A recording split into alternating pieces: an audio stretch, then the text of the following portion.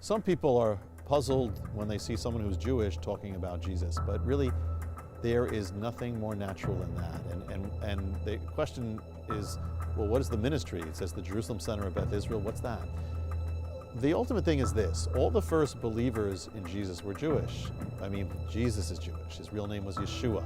Mary wasn't called Mary, she was called Miriam. Paul wasn't called Paul, he was called Shaul, or later Paulus.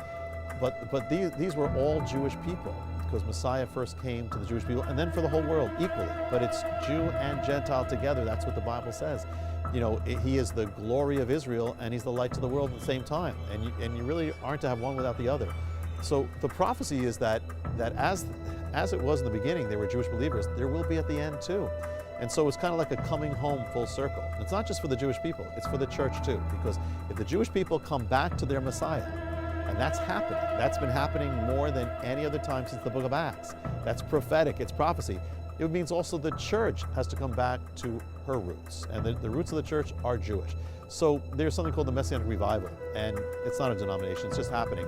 And what I lead is the Jerusalem Center, or Beth Israel, which is in Wayne, New Jersey. And it's Jew and Gentile together in Messiah and celebrating the holidays freely in the Lord and lifting up the Lord as the light of the world and as the glory of Israel. And so people come from all over because it's the roots of every believer. Every believer, the Bible says, if you're born again, you are spiritually Jewish. You are born as a citizen of Israel. That's in Ephesians and other places. So that's the ultimate thing. The church is really Jewish in spirit.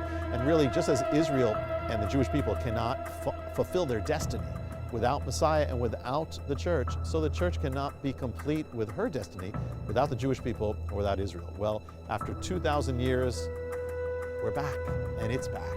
And it's a beautiful thing, and it's really for all believers to come to your richness in Messiah.